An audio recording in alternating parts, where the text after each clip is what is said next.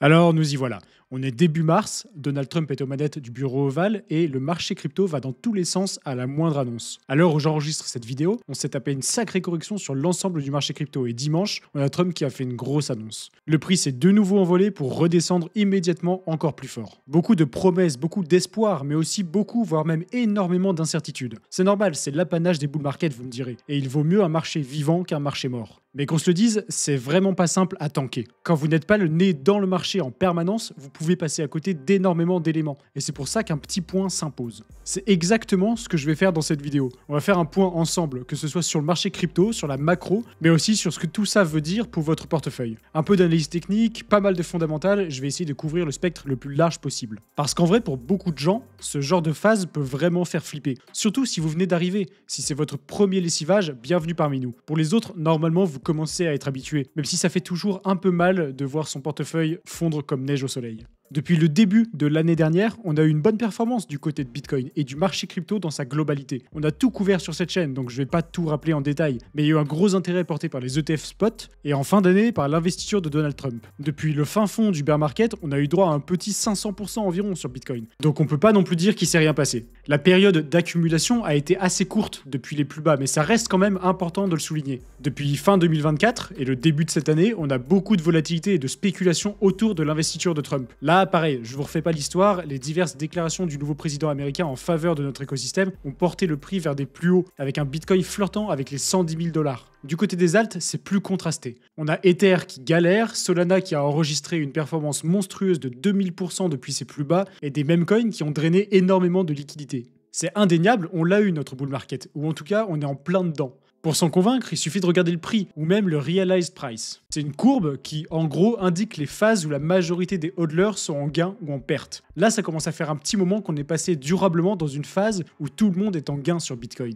C'est typique des phases haussières. Bon, vous le savez maintenant, l'analyse de graphiques, c'est pas mon domaine de prédilection. D'autres le font bien mieux que moi, alors je vais pas vous parler de RSI, de bull flag ou de triangle rectangle ascendant d'un des plus grands livres d'astrologie. À la place, j'ai sélectionné 3 indicateurs que je trouve pertinents et que je surveille personnellement pour identifier les tendances de moyen et de long terme. Pour moi, c'est des bons moyens de savoir où on en est dans un cycle. Pour ceux qui seraient arrivés il y a pas longtemps, sachez que notre marché est plutôt cyclique, en tout cas jusqu'à présent. Les cycles de Bitcoin durent environ 4 ans et sont principalement influencés par les halvings. Pour la faire courte, c'est un événement prédictible qui a lieu tous les 4 ans et qui réduit la quantité de Bitcoin en circulation, augmentant mathématiquement sa rareté. Chaque cycle comprend des phases clés. D'abord l'accumulation, puis la hausse rapide, la distribution et enfin la baisse durable. Et ensuite, rebelote. En tout cas, c'est ce qu'on observe depuis 15 ans maintenant. Ces cycles sont prévisibles dans leur structure, mais des facteurs externes peuvent largement les influencer, comme par exemple un président qui dit qu'il ajoutera des bitcoins dans les caisses de la première puissance économique, au hasard. Du coup, si on exclut ces fluctuations exogènes, c'est-à-dire en dehors du marché crypto, on peut savoir à peu près où on en est dans le cycle. Et pour ça, il existe plein de façons de le faire et plein d'indicateurs. Une métrique qui est très connue, c'est le MRVR Z-score. C'est une sorte de thermomètre pour savoir si le prix du Bitcoin est trop cher ou bradé par rapport à sa valeur réelle, entre guillemets. En gros, il compare la valeur totale du marché à la valeur réalisée, c'est-à-dire le prix moyen auquel les Bitcoins ont été achetés. Ensuite, il ajuste ça avec une mesure statistique, le Z-score, pour nous dire si on est dans une bulle ou bien sur une bonne affaire. Simple, mais efficace pour repérer les extrêmes et notamment les tops et les bottoms de cycle. En tout cas, ça a toujours été plutôt utile. Historiquement, quand cet indicateur est entre 7 et 10, on est dans une zone de danger et on est plutôt sur un top de marché. Quand il est inférieur à 1, on est sur des bonnes zones d'achat et le marché est plutôt en creux qu'en surchauffe. Actuellement, il est en dessous de 2 et on est monté jusqu'à 3 en décembre dernier. Du coup, a priori, on n'est pas sur un top de marché ici. En tout cas, rien n'indique une surchauffe de son côté. Un autre indicateur intéressant, je trouve, c'est le Puell multiple. C'est un peu comme un baromètre qui mesure la santé des revenus des mineurs de Bitcoin.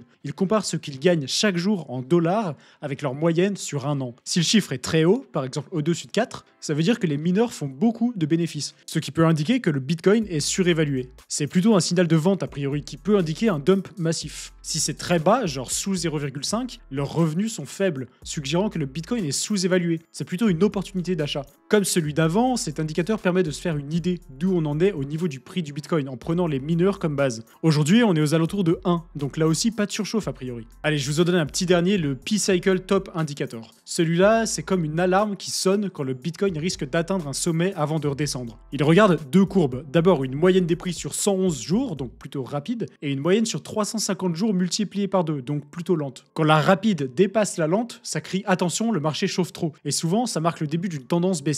Comme les deux autres, ça ne marche pas à tous les coups, mais historiquement, c'est plutôt fiable. Et là, vous le voyez bien, on est plutôt loin du croisement. Vous l'avez compris à ce stade, globalement, on n'a pas vraiment de surchauffe au niveau du marché crypto. En tout cas, pas grand-chose qui puisse prévoir une fin de cycle. Du moins, si les cycles continuent à se dérouler comme ils l'ont fait jusqu'ici. C'est un autre débat, mais il faut le dire, il y a pas mal de choses qui ont changé. Plus de gens et d'institutions achètent du Bitcoin et ça change forcément la dynamique. Moins de folles montées brutales, moins de volatilité, tout ça. Bon, ça aussi c'est du déjà vu. Au cycle dernier, on disait pareil. Résultat, on a mangé notre moins 80% en bear market, comme à chaque fois. Après, c'est vrai que la volatilité va forcément tendre à s'écraser, juste mathématiquement parlant. Il faut de plus en plus de capitaux pour faire bouger le marché à mesure qu'il grossit. Ensuite, les réglementations évoluent. On a les États-Unis qui enfoncent toutes les portes, l'Europe qui régule tout ça, et là encore, je vous refais pas le tableau, mais le marché crypto est en train de se réguler, doucement mais sûrement. Enfin, il y a tout ce truc autour de l'écosystème qui lui-même a beaucoup changé. Les mêmes coins ont capté énormément de liquidités au profit de projets qu'on peut considérer comme plus solides. La concurrence fait rage entre les différents écosystèmes et il faut jongler avec plusieurs dizaines de millions de tokens aujourd'hui. C'était déjà pas simple de naviguer dans le marché crypto quand il y avait quelques milliers de coins seulement. Alors aujourd'hui, je vous dis pas. Le marché évolue et c'est pas improbable que les cycles aussi. Mais ça, on le saura qu'à posteriori. Bon, les cycles, c'est une chose, mais je vous l'ai dit, il y a énormément d'autres facteurs. Et en ce moment, autant vous dire que ça s'enchaîne. Déjà, le marché est littéralement suspendu aux lèvres de Trump. Il y a énormément d'attentes depuis son investiture. Tout le monde attend la réserve stratégique et toutes les mesures pro-crypto qui ont été promises. Je vais pas tout détailler car on en a parlé plein de fois, mais ce qui s'est passé ces derniers jours, c'est vraiment un truc de dingue. Dimanche dernier, Trump a posté sur son réseau social à propos de la réserve justement, en disant qu'elle contiendrait du XRP, du Sol et du ADA. Aucune mention de Bitcoin ni d'ETH dans un premier temps. Et autant vous dire que ça a fait réagir. Heureusement, il a vite corrigé le tir. Ni une ni deux, on a imprimé des mèches vertes de tous les côtés, particulièrement sur les cryptos cités dans le post. On a eu droit au plus gros gap CME jamais enregistré sur Bitcoin, c'est-à-dire la plus grosse différence de prix entre la fermeture de Wall Street et son ouverture. Eric Trump, le fils du président, a même salué la décision de son père de faire ça un dimanche. Pour lui, c'est de la symbolique. Les cryptos ne dorment jamais et le marché traditionnel devrait se mettre à la page. Dans le même temps, certains crient à la crime season, littéralement la saison du crime. Pourquoi ? Parce qu'un type a ouvert des positions bien suspectes quelques heures avant les annonces sur BTC et ETH. Un mystérieux trader a fait un pari risqué. Enfin, pas risqué en fait, c'était carrément dangereux. Il a ouvert des positions en x50 avec près de 4 millions de dollars sur Hyperliquid. Et ça, juste avant les posts de Trump. À ce moment-là, une chute d'à peine 2% du prix aurait entraîné la liquidation des positions. Juste après, il a clôturé son trade et a réalisé un profit de quasiment 7 millions de dollars. Et forcément, clôturer des positions de cette taille, ça fait bouger le marché. Évidemment, c'est hyper suspect. Certains voient là un délit d'initié, particulièrement à cause de la menace de liquidation. On ne sait pas qui est derrière tout ça, mais d'après certains, c'est juste un sacré dégène qui a eu de la chance. Enfin bref, il y a eu ces annonces et même Eric Trump nous a refait du conseil en investissement. Trump était clairement en roue libre en ce début de semaine et côté macro, ça a pas mal bougé aussi. Il a confirmé la mise en place des tarifs douaniers pour la Chine, le Mexique et le Canada. Et quasiment dans le même temps, il a annoncé la fin des aides financières à l'Ukraine. Donc côté géopolitique, ça bouge et c'était à prévoir. Les cryptos ne sont pas la priorité de la Maison Blanche, c'est bien normal. Donc forcément, quelque part, toute la spéculation qu'il y avait autour de la réserve stratégique et tout le reste, ça commence à dégonfler. Le truc aussi, c'est qu'au global, tous les actifs à risque sont en baisse. L'incertitude plane, Trump est en train de mettre en place une guerre économique et forcément pour les actifs à risque, c'est pas la joie. En prime, Arthur Hayes parle aussi d'une pression vendeuse supplémentaire sur Bitcoin de la part des hedge funds. Pour résumer sa pensée, il y a des stratégies d'arbitrage qui ont été mises en place sur les ETF et ces stratégies deviennent moins intéressantes si le prix du Bitcoin baisse. Et donc, les positions sont bouclées, accentuant les ventes. Ça se matérialise au niveau des outflows et forcément, ça fait de la pression vendeuse. Comme si ça ne suffisait pas, les hackers de Bybit ont terminé de blanchir 400 000 Ethers qu'ils avaient volés. Ils ont tout converti en Bitcoin et autant vous dire que ça aussi, ça pèse dans la balance. Si l'histoire vous intéresse d'ailleurs, je vous ai fait une vidéo sur le sujet, n'hésitez pas à aller y jeter un œil. En tout cas, un bear market, ça commence comme ça parfois, un amoncellement de mauvaises nouvelles. Mais bon, il y a quand même d'autres éléments macro qui vont a priori dans le bon sens. On a un dollar qui baisse, des taux qui baissent et surtout une inflation qui baisse. Sur Trueflation, on a un énorme pic descendant avec une inflation qui s'établit aux alentours d'1,4. C'est une bonne nouvelle, mais faut faire attention à une chose, si vous voulez mon avis, la déflation. Je vais pas rentrer dans les détails des théories économiques ici, mais une situation de déflation, même si ça paraît cool au premier abord, en fait, c'est pas si bien que ça. Si ça venait à arriver, la politique monétaire devra être réajustée et ça risque encore de faire bouger les marchés. Bon, et puis il y a beaucoup d'échéances qui approchent, que ce soit en termes de macro, mais aussi en termes de crypto. Demain, il y a le Crypto Summit qui va avoir lieu avec Trump notamment. Et rien que ça promet d'être intéressant. On va suivre tout ça pour vous, évidemment, et je vous préparerai une vidéo qui va résumer tout ça. Alors abonnez-vous si c'est pas déjà fait. Bref, vous l'avez compris à ce stade, on est dans une phase où tout peut partir dans tous les sens à la moindre déclaration. Entre la macro, Trump qui joue avec le marché comme un enfant avec un yo-yo, et les gros poissons qui s'en donnent à cœur joie, il y a de quoi avoir le tournis. Mais c'est aussi ça le marché crypto.